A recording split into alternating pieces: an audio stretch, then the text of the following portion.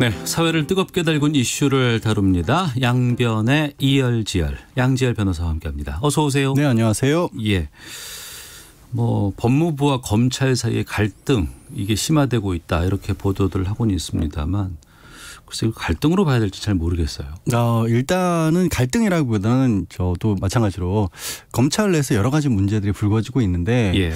그게 어찌 보면 많은 사람들의 눈높이에 맞지 않게끔 뭔가 석연치 않게 좀 흘러가는 부분들이 있거든요. 안 그렇게 생각하는 사람도 있을 수 있겠지만 검언 유착도 그랬었고 한명수 전 총리 사건과 관련해서도 검찰 내부에서 자체적으로 해결 방안으로 내놓은 것들이 조금 이상하다 싶은 부분들이 있었고 네. 법무부에서 추미애 장관이 이제 지난주에 아예 그냥 직접적으로 특히 이제 한명수 전 총리 사건과 관련해서는 이거 진정조사가 좀 이상하다. 편법과 무리가 있다라는 표현을 써가면서까지 지적을 했던 거죠. 그래서 네. 저도 갈등이라는 표현이 조금은 마뜩지가 않은 게 지금은 검찰에서 그 부분을 확실히 내놓지 못하고 있는 단계다라고 오히려 보입니다. 예, 어제 반부패 정책협의회 청와대에서 있었고 이 자리에서 추미애 장관과 윤석열 총장이 한 자리에 네. 있었습니다. 여기에서 문재인 대통령 법무부와 검찰의 협력을 당부했는데 이건 어떤 의미가 있다고 보세요? 저는 그냥 아주 원론적인 말씀을 하신 게 아닌가 싶어요. 원론적인 말이요. 왜냐하면 한명숙 전 총리 사건이 네. 좀 되짚어보면 한명숙 전 총리가 대법원에서 판결이 났었을 때도 재심하고 끝까지 싸워야 된다고 가장 목소리를 마지막까지 냈던 분이 당시 문재인 의원이었습니다. 네. 당시에 민주당에서도 가장 이 부분을 억울하다고 생각하셨던 분이었거든요. 하지만 지금 대통령이시잖아요. 그래서 예. 이 부분을 뭔가 조금이라도 약간 어느 쪽에 힘을 실어주거나 문제를 해결하는 쪽으로 그렇게 말씀을 하시면 이게 오히려 정치적으로 이제 쟁점화될 수가 있다. 예. 근데 이거는 정치적 쟁점이 돼야 될 건 절대 아니라고 저는 보거든요. 네. 가정이지만 아직까지는 확실치 않지만 만에 하나라도 한 전 총리에 대해서 실제로 이 검찰의 강박이나 회유한 수사가 있었고 재판이 부당하게 이루어진 거라면 이건 진짜 어마어마한 글자가 들어 사건인 거고요. 법적으로 명확하게 밝혀내야 될 부분이 있으면 밝혀야 될 사건이지 정치 공방화돼서 여당 야당이 싸우고 할 사안이 아니잖아요. 근데 대통령이 뭔가 조금 말씀을 떼는 순간 그렇게 될 가능성이 있어서 피했다. 이게 송구스러운 말씀입니다만 좀 그런 느낌이 있었습니다. 저는 네. 개인적으로. 그럼 구체적인 사건들을 좀 짚어보겠습니다. 몇 가지가 있습니다만 크게 두 가지로 좀 보이고 첫 번째로는 한명숙 전 총리에 대한 것입니다. 네. 이미 재판을 받았고 확정됐고 형을 다 살고 끝났습니다. 네. 그런데 새로운 증언들이 나왔고 취재들이 들어갔어요. 네. 그럼 그 다음에 검찰이 여기서 문제가 있는 것 아니야라는 것들이 진정들이 좀 들어가 있었고 네. 이걸 진행하는 과정에서 갈등이 나온 거 아니에요? 그렇습니다. 그러니까 진행하는 과정에서 검찰에서는 이게 이제 대검에서 원래는 이제 법무부에 진정이 또 들어온 부분이 있고 예. 보도도 또 별개로 나왔고 그래서 법무부에는 이거를 대검으로 보내면서 이건 대검 감찰부에서 보는 게 낫겠다라고 이제 명확하게 보냈는데 그리고 감찰부도 조사에 들어갔죠. 그런데 그거를 다시 윤석열 총장이 서울중앙지검의 인권감독관에게 배당을 한 겁니다. 네. 근데 이거 배당도 이게 좀 그 가운데 아까 제가 이제 추 장관이 편법무리라는 표현을 쓴 이유가 뭐냐면 대검 감찰부에서 이미 공식적으로 이 사건 번호를 붙여서 네. 조사를 들어갔기 때문에 그쪽에 다 기록이 있는 거거든요. 예. 그런데 그 기록을 이제 총장에게 보고는 했겠죠. 예. 그랬더니 그 보고한 거에 사본, 그러니까 복사본을 만들어서 예. 재배당을 한 겁니다. 굳이 그럴 이유가 있을까요? 그러니까 그 부분이 좀 앞뒤가 안 가는 게 예. 만약에 정말로 사실 이제 인권감독관에게 가서는 안 될 사건이라고 저도 보고 추 장관도 그렇게 이제 지적을 했습니다만 그래도 만에 하나 재배당을 하더라도 정상적인 절차를 거쳐서 이의 제기를 받고 다시 이거를 돌리는 게 맞지 같은 일을 지금 양쪽에서 벌이게끔 만든 거거든요. 그래서 이제 편법이고 무리라는 얘기가 나왔고 네. 검찰의 어떤 논리는 뭐였냐면 당시 재판이 끝났고 이미 징계 시효도 끝났다. 당시에 문제가 있더라도. 징계 시효가 끝났다. 검찰 내부에. 예. 그런데 이게 만약에 억울한 사람이 감옥살이를 한 거고 그게 더군다나 유력 정치인이라면 이게 검찰의 징계 시효를 다툴 만한 문제일까요? 그건 넘어서는 수준이라고 보이고 그 부분을 또 정확하게 지적을 한 게 감찰부장이 공개적으로 SNS에 올린 게 그러니까 감찰부장 한동수 감찰부장은 비검사 출신이잖아요. 네, 판사 출신입니다. 예. 그리고 이제 감찰부라는 데가 원래는 검찰에서도 뭔가 문제가 생겼을 때 내부적으로 하면 이게 신뢰를 얻기 어려우니까 외부 인사를 영입해서 그 자리에 앉힌 거거든요. 사실 딱 이런 사건에 적합해요. 예. 근데 그 감찰부장이 올린 글에 따라서도 보면 이게 형사 범죄로는 공소시효가 남았고 또 감찰부에서는 조사를 하다가 수사로 전환할 수 있고 그럴 만한 능력도 있고 역량도 있다라고 네. 했던 겁니다. 근데 이제 그 부분이 이렇게 이중으로 지금 나눠졌고 그래서 그게 아까 말씀하신 어제 이제 윤석열 총장이랑 이제 추미애 장관이 한 자리에 모이는데 네. 그럼 이게 지금 갈등 상황에서 그대로 얼굴 붉힐 것이냐라고 했을 때 윤 총장이 이제 한 발 양보를 했다라고 언론에 보도를 나왔죠. 그래서 양보요? 양보를 했다라는 식으로 언론에 주로 보도를 했어요. 뭐냐면 이게 지금 서울중앙지검에서 하더라도 인권감독관에서 하더라도 정보를 공유해서 이게 충돌하지 않도록 하겠다라는 건데요. 저는 양보라고 하더라도 한 발은 아니고 반발 정도. 네, 반발자고 왜냐하면 결국에는 이 서울중앙지검 인권감독관 내지는 대검에서 인권과에서 하더라도 본인이 어떻게 보면 이제 관리 감독할 수 있는 본인의 지휘 하에 놓인 그 조직을 유지하겠다는 거거든요. 네. 근데 왜 그렇게 하는지를 잘 모르겠다. 이게 더군다나 검찰이 떳떳하고 이게 걸릴 게 없더라면 검찰의 명예를 위해서라도 오히려 네. 그러니까 검찰 내부 조직이지만 객관적으로 볼 수 있다라고 그나마 있는 감찰부에서 하는 게 맞지 않았을까 싶어요.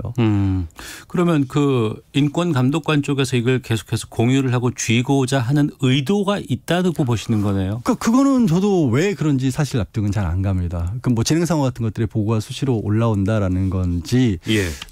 그리고 인권감독관이 이게 뭔가 맞지 않는 게 예. 뭐 내부 비리라든가 이런 부분도 일부 있지만 기본적으로 수사 과정에서의 뭐 인권 침해 이런 것들을 막기 위해서 만들어낸 제도이고 그야말로 그냥 부장검사급이에요. 부장검사급이고 부장검사를 제가 폄하하는 게 아니라 사건의 무게가 그보다 훨씬 더 크다라는 거죠. 그래서 감찰부가 처음부터 적절하지 않았나. 게다가 감찰부에서 조사를 안 했으면 모르겠는데 네. 조사를 이미 시작했고 또 초반에 이게 법무부와 검찰의 이 갈등처럼 보이지 않는다고 제가 말씀드린 이유가 이게 처음이 아니라 이른바 채널A 기자 검언 유착 때도 그때도 마찬가지였어요. 예. 그때도 인권감독관에게 보냈어요.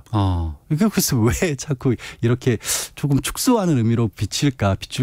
뭐 검찰에서는 원래 사건을 처리한 그 관할청으로 보낸다 그래서 서울중앙지검으로 보냈지만 한명수 전 총리 끝났다고 말씀하셨지만요. 그 추징금 9억 원 아직도 납부하고 계십니다. 네. 예. 개인이 그걸 벌금 추징금을 물어내고 있는 상황이거든요. 만약에 억울하다면 그건 얼마나 억울한 일이겠어요. 예. 이전에 보면 검찰총장과 법무부 장관 간에 이렇게 여러 대립되는 상황, 갈등되는 상황들을 흔히 볼 수 있는 상황은 아니었잖아요. 네네. 근데 그래서 이제 뭐 15년 만이던가요? 2005년도에 천정배 당시 법무부 장관과 예. 이제 그때 이제 검찰총장과 그때는 이제 수사지휘권 가지고 갈등이 있었다. 근데 그게 재현됐다. 뭐 그래서 조금 좋지 않게 보는 경우도 있는데 저는 약간 다르게 생각을 해본 게 그 이전에 그때 마침 공교롭게도 참여정부였습니다. 예. 그럼 이명박 박근혜 정권에서는 어땠을까 구조를 생각을 해보면 짐작가는 부분이 좀 있어요. 검찰 출신이 대개 법무부 장관이 됩니다. 네. 법무부 장관이 되고 또 검찰 출신이 청와대 민정수석이 됩니다. 네.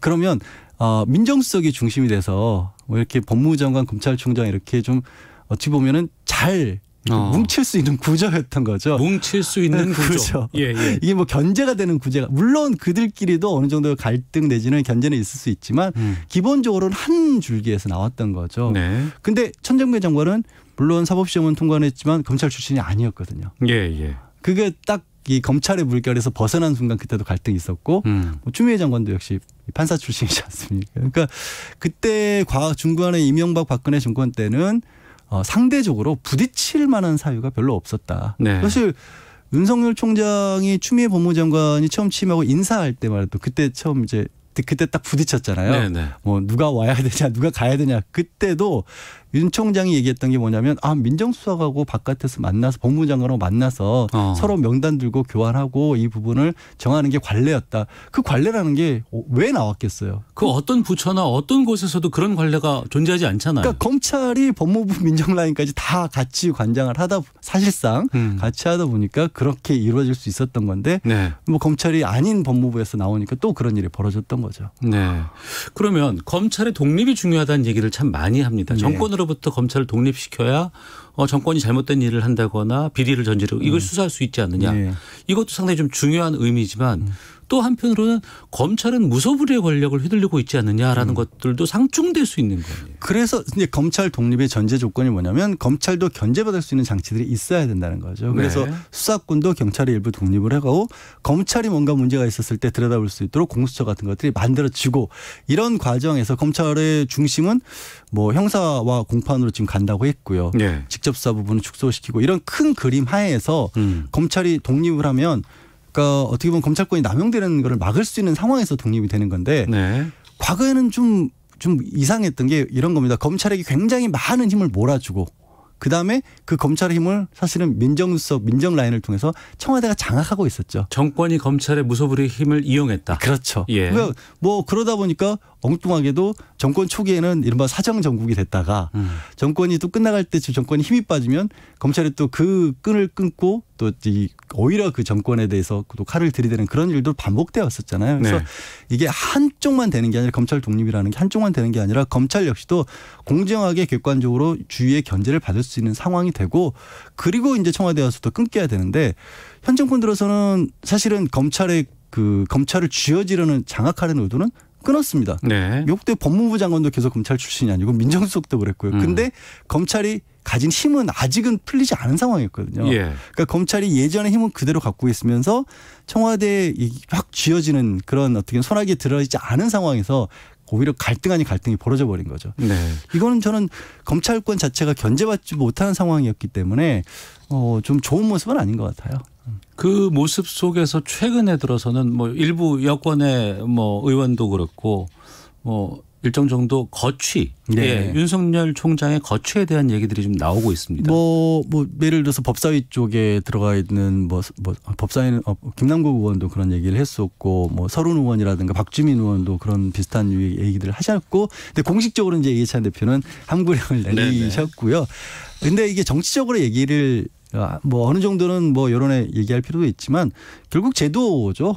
지금 공수처 7월은 좀 힘들 것 같지만 이 뭐 야권과의 협조를 통해서 빨리 공수처장 만들고 나머지 법령들 추가적으로 만들어서 네. 제도적으로 문제를 풀어 나가야 되는 거죠. 그러니까 결국 이제 지난해 11월에 네. 이제 문재인 대통령 어제 얘기와 지난해 11월의 자리에서 비교를 많이 하긴 하는데 예. 지난해 11월에는 이런 말씀하셨어요. 윤석열 총장이 아니더라도 유지가 될 수 있는 시스템을 만들어라. 그건 저는 그때는 윤석열 총장 나가라는 얘기가 아니라요. 예. 그때 검찰개혁안이 한참 통과되냐 마느냐 할 때 시점이었거든요. 그 안을 관철시켜라. 관철시켰고 이제 됐으니까 틀은 낮았으니까 네. 세부 작업까지 다 맞춰야죠. 알겠습니다. 자, 양변의 이열지열 지금까지 양지열 변호사와 함께했습니다. 고맙습니다. 네, 고맙습니다. 잠시 후 2부 정치와 투있습니다. 국회의원 구성부터 대북정책 또 공수처까지 정치권의 다양한 이슈를 현직 여야 의원과 함께 살펴보는 시간 갖겠습니다. 자동차의 모든 것을 살펴보는 시간이죠. 권영주의 차차차 쌍용자동차 매각 상황 짚어보는 시간 갖겠습니다. 잠시 후 2부에서 뵙겠습니다.